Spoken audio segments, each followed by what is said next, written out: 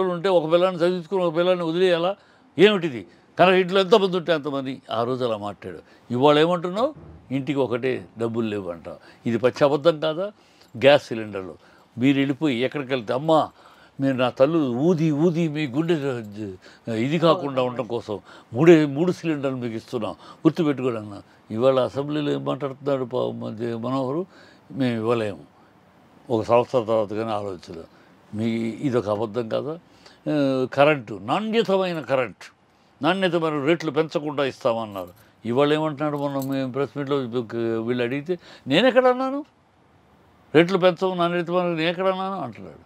మతిమరుపు అనుకోవాలా? Intentionally cheating అనుకోవాలా? ఏమనుకోవాలి? ఏమి చేశాడు?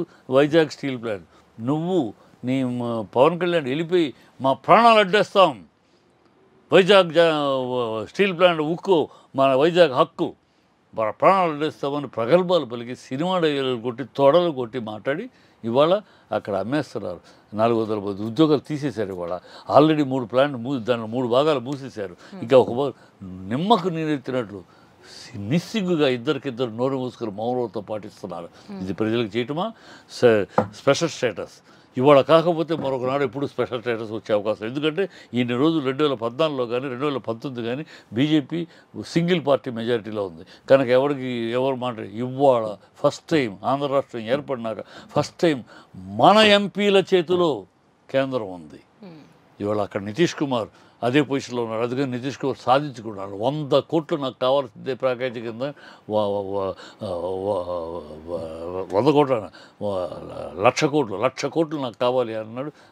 ఆల్రెడీ 80,000 కోట్లు ఆల్రెడీ తీసుకోవడం, ఇంకా 20,000 కోట్లు ప్రభుత్వం సాధించుకోవడం. ఎందుకంటే అతని మీద మన రాష్ట్రం మీద బీహార్ ఎంపీల మీద ఆధారపడింది కేంద్ర ప్రభుత్వం కనుక నువ్వు ఇంతవరకు అడగవే స్పెషల్ స్టేటస్ గురించి.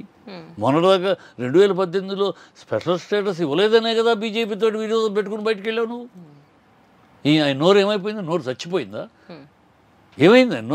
ఏమైపోయింది? నోరుకు గంభీర అతికించారు. ఇవాళ అడగలేదు, దమ్ము లేదు. ఎందుకు లేదు? ఎందుకు అడవు? నీ కేసులు నీ మీద కేసులు ఉన్నాయి. నీ ఇన్నర్ రోడ్డు వాటిలంతా ఉన్నాయి, నీ కేసులు ఉన్నాయి, సాక్ష్యాలు ఉన్నాయి. వాటి నుంచి బయట కాపాడుకుంటే నోరు మెదపవు. అక్కడ స్పెషల్ స్టేటస్ అడవు, వైజాగ్ స్టీల్ ప్లాంట్ అడవు, ఇక్కడ డ్రామాలు చేస్తున్నావు. ఇవన్నీ నువ్వు చేసావా? 100 రోజులు ఇది ఒక్కటి చెప్పు. నేను ప్రజలకు చెప్పిన మాట ప్రకారం చేశాను ఒక్కటి చెప్పు. రుణమాఫీలు చేసావా?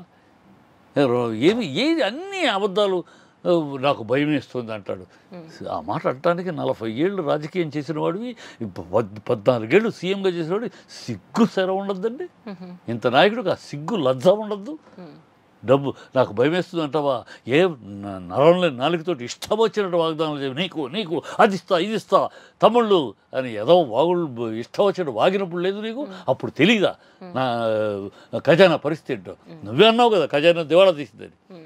నేను సంపద సృష్టిస్తానన్నావు. అప్పుడు మా లాంటి అడిగాం, ఎట్లా అయ్యా 62,000 కోట్లుకే నువ్వు ఈ శ్రీలంక అయిపోద్దన్నావే, మరి నువ్వు ఇస్తానన్న ఈ 1,60,000 కోట్లు అవుతాయి చేస్తాను అంటున్నారు కదా. అంటే ఇప్పుడే కదండి స్టార్ట్ అయింది. నువ్వు ఆ మాట అప్పుడే చెప్పన్నాను. ఎన్నికలప్పుడే నేను వచ్చినాక 2 ఏళ్ళు సర్దుకుని ముందు నా ఇల్లు సర్దుకుని నా వాళ్ళకు సర్దుకుని ఖర్చు పెట్టేసి వస్తున్నాం కనుక అవన్నీ సర్దుకున్నాక మీ సంగతి చూస్తాను అప్పుడు చెప్పు ఉండాలి. నువ్వు అప్పుడు అనలేదే ఎన్నికలైనా తమ్ముళ్ళు ఎన్నికలైన మర్నాడు ఉదయం మీ ఇంటికి గ్యాస్ పండా ఏం తమ్ముళ్ళు అని ఏదో స్పోజులు ఇచ్చి డైలాగులు మాట్లాడలా? అప్పుడు ఎందుకు మాట్లాడావు? అప్పుడు ఆ మాట చెప్పుకుంటా వచ్చినాక స్టడీ చేసి అతి త్వరలో చేస్తాను చెప్పాలి కదా. అప్పుడేమో ఓట్ల కోసం ఇదిగో అదుగో అని అరచేతులు వైకుంఠం చూపిస్తావా? అబద్ధాల ప్రవాహం కురిపిస్తావా? ఇవాళ వచ్చి నాకు భయం వేస్తుంది అంటావా? ఆ మాట అంటానికి ఎవడో కొత్తవాడు నేనగాక మొన్న వచ్చాను.